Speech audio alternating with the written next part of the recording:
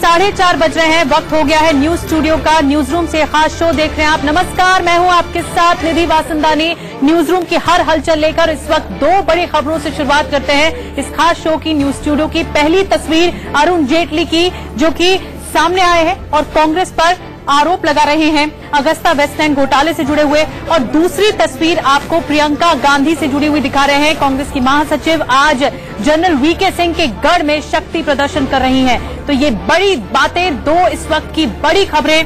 केंद्रीय वित्त मंत्री अरुण जेटली इस वक्त प्रेस कॉन्फ्रेंस कर रहे हैं और दूसरी तरफ प्रियंका गांधी का ये बड़ा रोड शो, और ये मेगा रोड शो रखा गया है गाजियाबाद में। डॉली शर्मा, जो कि कांग्रेस की प्रत्याशी हैं इस सीट से, गाजियाबाद सीट से, उनके पक्ष में वोट मांग रही हैं प्रियंका गांधी। रोड शो कर रही हैं। इनका रोड शो शुरू हो चुका है। दूधेश्वर महादेव मंदिर में दर्शन करने भी जाएंगी प्रियंका गांधी, और ये मेगा रोड शो रखा गया है गाजियाबाद में। गाजियाबाद में बीजेपी के प्रत्याशी हैं और मौजूदा सांसद जनरल वीके सिंह, उनका गढ़ माना जाता है। उसी गढ़ में शक्ति प्रदर्शन करते हुए प्रियंका गांधी को आप देख सकते हैं। हजारों की तादाद में कांग्रेस के समर्थक मौजूद हैं इस वक्त गाजियाबाद के इस रोड शो में। और दूसरी तरफ अरुण जेटली की तस्वीर, जो कि प्रेस कॉन्फ्रेंस कर रहे हैं। अगस्ता वेस्टलैंड घोटाले को लेकर राहुल स्वीट हार्ट डील कर रहे हैं, इस तरह से आरोप लगाए हैं विपक्ष पर अरुण जेटली ने। राहुल जो मानते नहीं है कि ये घोटाला उनके कार्यकाल में हुआ, यूपीए के कार्यकाल में हुआ, और बड़े पैमाने पर किस तरह बिचौलिए कृष्ण मिशेल ने राज उगले हैं इस घोटाले से जुड़े हुए। चार्जशीट में एपी, एफएम, इस तरह से शॉर्ट फॉर्म नाम लिए गए हैं कृष्ण मिशेल की तरफ से। और ये स्वीट हार्ट डील हुई कांग्रेस और अगस्ता वेस्टलैंड में, जो ये जो पूरा घोटाला हुआ, जिसमें सब जानते थे कांग्रेस के अध्यक्ष राहुल गांधी और गांधी फैमिली। दो तस्वीरें आपको दिखा रहे हैं, जहां पर एक तरफ अरुण जेटली आरोप लगा रहे हैं कांग्रेस पर, तो दूसरी तरफ प्रियंका गांधी का मेगा रोड शो की तस्वीरें आप देख रहे हैं। खुली कार में किस तरह प्रियंका गांधी कार्यकर्ताओं से, समर्थकों से, लोगों से, गाजियाबाद की जनता से मुलाकात कर रही हैं, अभिवादन कर रही हैं। और डॉली शर्मा, जो कि कांग्रेस की प्रत्याशी हैं इस सीट से, उनके पक्ष में वोट मांग रही हैं। तो ये इस वक्त की बड़ी खबर। 13 में स्विट्जरलैंड में कहीं से कागज मिलते हैं, फिर 2018-19 में बाकी लोगों से मिलते हैं जो इस विषय के साथ संबंधित थे। नाम वही है।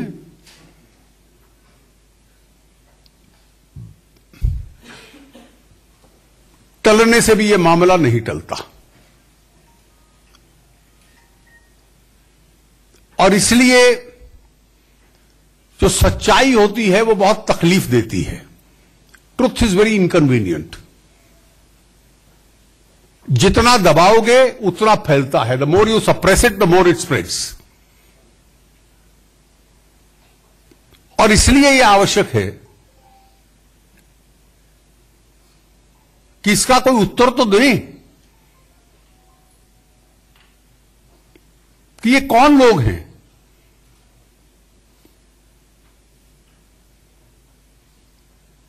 बाकी जो मंत्री थे उस वक्त,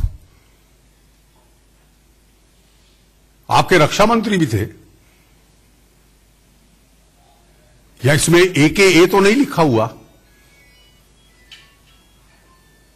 और इनिशियल भी उन्हीं लोगों के हैं जो निर्णय प्रभावित करते थे। Those who could influence decisions. उस वक्त के प्रधानमंत्री जी के भी इनिशियल्स नहीं है, जो संवैधानिक दृष्टि से सरकार के मुखिया थे,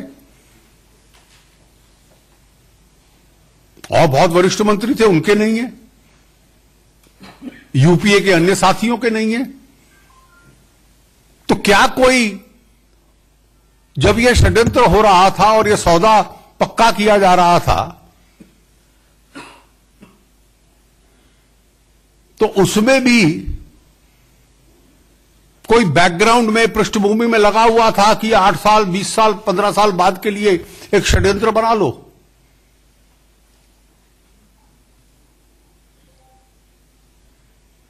The evidence is overwhelming.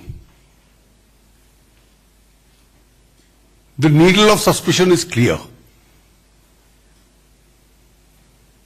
और मैं फिर उसी को दोहराऊंगा, अगर उत्तर नहीं देते तो इसका मतलब देने लायक उत्तर नहीं है। मुझे इतना ही कहना था।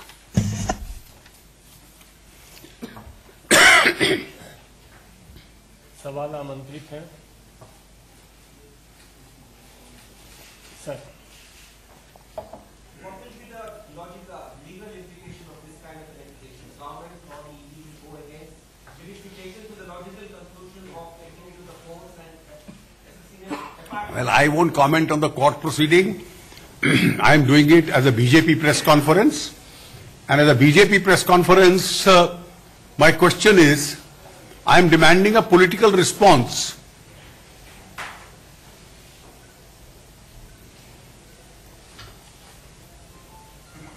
और ये कहा जा रहा है कि ये सरकार ने जो है रणनीति से किया है, चुनाव को ध्यान में रखकर किया है। तो भैया ये पैदा हमने क्या 2013 की फरवरी में हमने किया था, जो स्विट्जरलैंड से डायरी पहली रिकवर हुई और जो कागज रिकवर हुए। उस वक्त 2019 का चुनाव मद्देनजर में था। शैलेंद्र सर, ये जो सबूत जिस तरह के सामने आ रहे हैं और टीवी पे मामला चल रहा है कोर्ट में, क्या राहुल गांधी को सामने आकर पूरी सफाई देनी चाहिए? और चूंकि मामला काफी दिनों से खुलकर सामने आया, यूपीए के समय का मामला है, तो ये भी सवाल उठ रहे हैं कि अब तक और स्पष्ट हो जाना चाहिए था और कार्रवाई हो जाए। देखिए, मामला तो 2013 में रजिस्टर हो गया था, धीरे धीरे आगे बढ़ रहा था। तीव्रता से आगे तब बढ़ा जब दिसंबर 2018 और जनवरी 2019 में दो प्रमुख व्यक्ति उठाकर हिंदुस्तान लाए गए। तो स्वाभाविक है, ये कानूनी प्रक्रिया थी, उसको तो आप या मैं कोई छोटा नहीं कर सकते। सुजीत ठाकुर सर, जांच एजेंसियों की विश्वसनीयता हमेशा शंका में रहा। असीमानंद वाला मामले में झूठे हैं, इसका मतलब जांच एजेंसी गड़बड़ कर सकती है, कोर्ट में भी साबित किया है। इसमें हो सकता है जांच एजेंसी की प्ले कर रहा है। तो इसमें स्विट्जरलैंड की भी जांच एजेंसी ने जो रिकवर किया उस पर भी असीमानंद जी की शैडो है।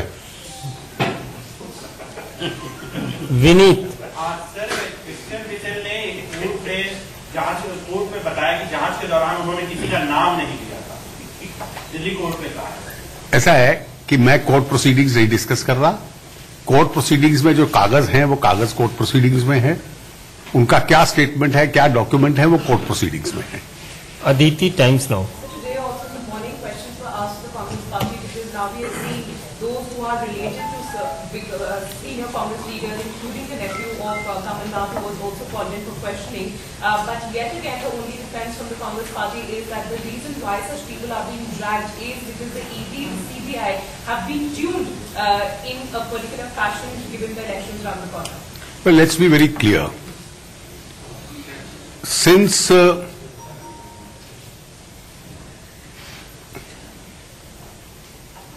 the money trail must have been the basis of some inquiry, so rather than a political response being given that it is political, I think if there is a money trail, they should respond to that, why the money trail ended up with you.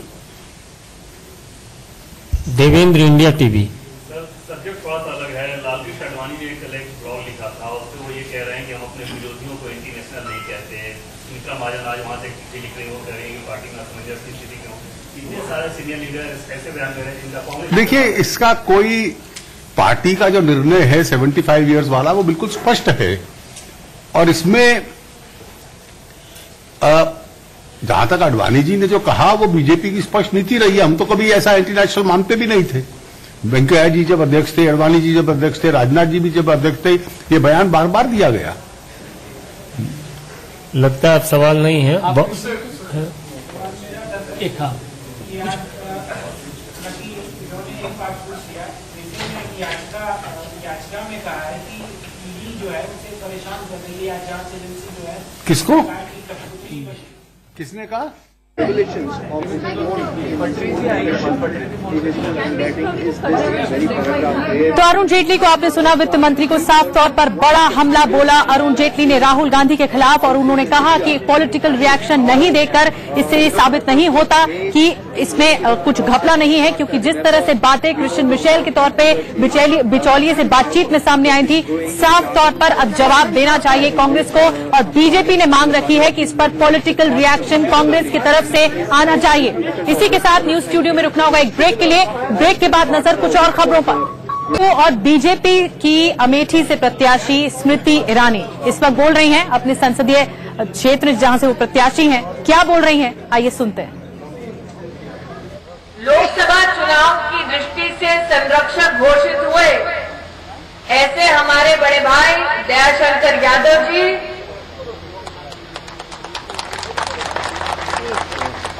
आज जिनके सानिध्य में, जिनके सहयोग से, जिनके पराक्रम को परिभाषित आप सबकी उपस्थिति से आज किया गया है, ऐसे हमारे कर्मठ नेता मेरे बड़े भाई भागीरथी मौर्य जी, भारतीय जनता पार्टी के सभी सम्मानित जनप्रतिनिधि, सभी सम्मानित पदाधिकारी, और आज विशेष रूप से भाजपा को अपना आशीर्वाद देने आई स्नेही बहनों को, सम्मानित भाइयों को इस मंच से प्रणाम करती हूं। आप सबका वंदन एवं अभिनंदन करती हूं। साल 2014 में पहली बार प्रत्याशी के रूप में जब अमेठी लोकसभा क्षेत्र में आई तो लोगों ने भारतीय जनता पार्टी के प्रांगण में मुझे स्नेह और आशीर्वाद दिया। चुनावी रणभूमि पर जब उतरे तो 55 साल की सत्ता को 20 दिन में मात्र ललकारते हुए कांग्रेस पार्टी के वोट बैंक को 80% कम करने का भारतीय जनता पार्टी के कार्यकर्ताओं ने गौरव प्राप्त किया। कांग्रेस के कुछ नेता ऐसे थे जिन्होंने कहा चुनाव लड़ने आई है, एक दिन रहेंगी फिर चली जाएंगी। जनता ने पलटकर कहा कि ये सामान्य परिवार में जन्मी सामान्य महिला है, जबान एक बार देती है तो जबान की पक्की रहती है, और वचन आपको मैंने दिया था कि आपने दीदी बनकर स्नेह दिया है।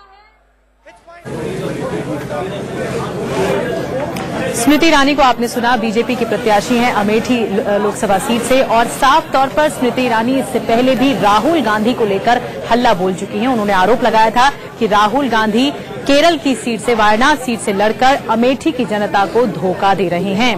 इसी के साथ एक छोटे से ब्रेक के लिए रुकना होगा।